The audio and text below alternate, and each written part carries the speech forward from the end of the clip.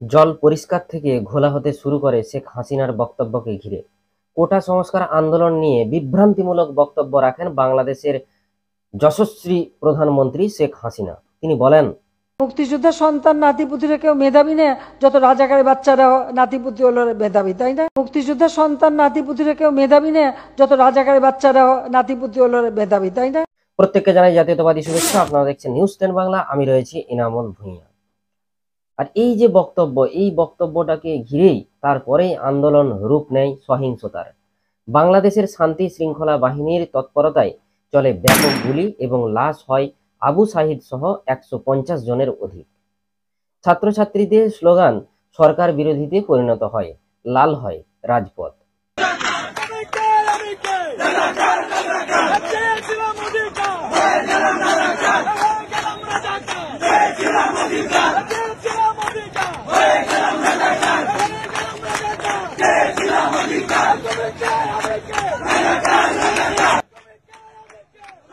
কিন্তু এই রাজাকার স্লোগানটা আসলে কি, কোথায় উৎপত্তি হয়েছে, আর কারাই বা এই রাজাকার?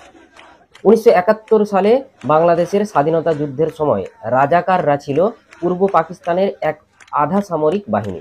তারা ছিল বাংলাদেশের স্বাধীনতা আন্দোলনের বিরোধী।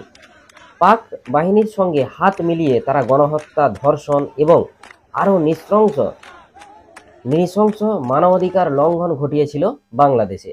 তবে মজার বিষয় হলো, এই শব্দটির উদ্ভব বাংলাদেশে নয়, স্বাধীনতা পূর্ব ভারতের হায়দ্রাবাদে। সেখানে অবশ্য শব্দটা ছিল রেজাকার। আরবি শব্দ রেজাকারের অর্থ স্বয়ংসেবক। ভারতের সঙ্গে যাতে নিজামের রাজ্য হায়দ্রাবাদ কোনোভাবেই একত্রিত না হয়, সেটাই ছিল তাদের লক্ষ্য। 1938 সালে মজলিসে ইত্তেহাদুল মুসলিমিন নেতা বাহাদুর ইয়ার জং এই বাহিনীর প্রতিষ্ঠা করেছিলেন। 1946-এ তার মৃত্যুর পর রেজাকার বাহিনীর নেতা হন কাসিম রিজভী। 1947 সালে দেশ স্বাধীন হওয়ার পর 1 বছর পর্যন্ত নিজামকে রক্ষা করাই ছিল এই সশস্ত্র বাহিনীর একমাত্র লক্ষ্য। দেশ স্বাধীন হতেই কাসিমের নির্দেশে নির্বিচারে অত্যাচার শুরু করেছিল রেজাকার বাহিনী। হিন্দুদের পাশাপাশি ভারতপন্থী মুসলিমদেরও তারা নিশানা করেছিল। আতঙ্কের অপর নাম হয়ে উঠেছিল এই বাহিনী, অর্থাৎ রেজাকার। আর এই শব্দটা শুনলেই বাংলাদেশের নাগরিকরা নিজেদের দেশবিরোধী ভাবে। ফলত আন্দোলন আর ছাত্রছাত্রীদের মধ্যে সীমাবদ্ধ থাকে না, ছড়িয়ে পড়ে দেশ থেকে দেশান্তরে ও বিদেশে। লন্ডন, মালয়েশিয়া, ক্যানবেরা, রাশিয়া সহ অস্ট্রেলিয়া ছাড়াও কলকাতা এবং অন্যান্য দেশে ও রাজ্যে ছড়িয়ে পড়ে কোটা সংস্কার আন্দোলন। দাবি ছিল একটাই, মুক্তিযোদ্ধাদের 30% সংরক্ষণ করে রাখা যাবে না, বেশিরভাগটাই মেধার ভিত্তিতে সংরক্ষণ করতে হবে। রবিবার বাংলাদেশ হাইকোর্টের রায়ে স্বস্তি মিলেছে।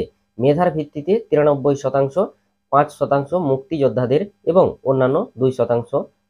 কিন্তু তারপরেও দেশটি অন্যান্য দেশ থেকে বিচ্ছিন্ন যোগাযোগ মাধ্যমে। দীর্ঘ 5 দিন টানা ইন্টারনেট বন্ধ, দেশ জুড়ে কারফিউ জারি, দেখলেই গুলি করার নির্দেশ। কারো ইন্টারনেট না চললেও সময় নিউজ এবং বিডি টাইমস লাগাতার নিউজ করে গেছে, কিন্তু তারা ইন্টারনেট সংযোগ পাচ্ছে কোথা থেকে? অনেকেই বলছেন যে বিটিভি অর্থাৎ বাংলাদেশ টেলিভিশন এর দায়িত্ব নিয়েছে সময় নিউজ একমাত্র দালালি করার জন্য। যার কারণে এখন ভিটিভি তো আর বাতাবি লেবু এবং ভুট্টা, তারপরে লাউ, এগুলোর খবর তো প্রচার করতে পারতেছে না। এই শান্তি, দেশে শান্তি বিরাজমান, সর্বত্র বিরাজমান শান্তি আর শান্তি, দেশে শান্তি আর শান্তির যে খবরগুলো, এগুলো তো আর ভিটিভির দ্বারা সম্ভব হচ্ছে না যে ক্যাপচার করা, সম্ভব হচ্ছে না যে সম্প্রচার করা। যার কারণে গিয়ে এখন ওই দায়িত্বটা দেওয়া হয়েছে কাকে? সময় টিভিকে। ওই দায়িত্বটা এখন সময় টিভি নিয়ে ফেলছে। দেশের জাতীয় সম্প্রচার মাধ্যমগুলি যেমন NTV, Jamuna TV, BD Times, Channel i সহ আরো কয়েকটি মিডিয়া সংস্থার পোস্ট করা ভিডিও বা খবর 5 দিনের পুরাতন, নেই কোনো নতুন আপডেট।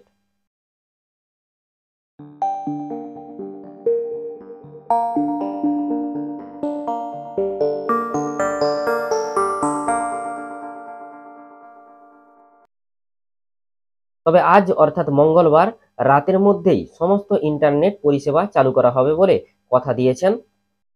এর মধ্যেই জল্পনা শুরু হয় যে হাসিনা দেশ ছেড়ে পালিয়েছেন।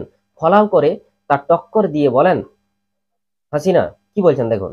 শেখ হাসিনা পালিয়ে গেছে, শেখ হাসিনা নাই, শেখ হাসিনা চলে গেছে, শেখ হাসিনা পালায় না।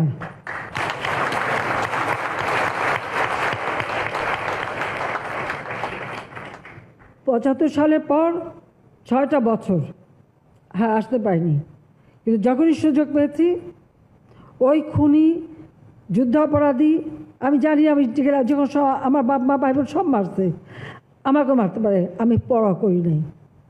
2007 সালে আমার বিরুদ্ধে মার্ডার কেস দিচ্ছে, ওয়ারেন্ট ইস্যু করেছে, যখন আমি বলছি আমি আসবো।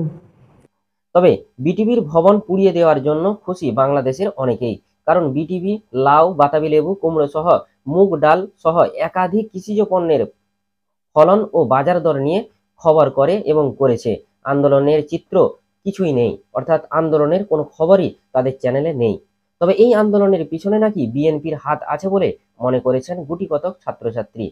তাদের বক্তব্য, রাজনৈতিক স্বার্থ সিদ্ধির জন্য এই হিংসাত্মক ঘটনা ঘটিয়েছে বিএনপি। এখানে বাংলাদেশের দলমত নির্বিশেষে সকল মানুষের সমর্থন থাকবে, অংশগ্রহণ থাকবে, সেটি নিয়ে আমাদের কোনো সমস্যা নেই। কিন্তু আমাদের এই ব্যানারটিকে ব্যবহার করে কেউ যদি আসলে তার রাজনৈতিক উদ্দেশ্য হাসিলের চেষ্টা করে, চেষ্টা না অপচেষ্টা করে, এবং সেটাকে কাজে লাগিয়ে আসলে জ্বালাও পোড়া ভাঙচুর কিংবা এই সহিংসতাগুলো করে, সেটাকে আমরা কখনোই সমর্থন করি না, সে দায় তাদের।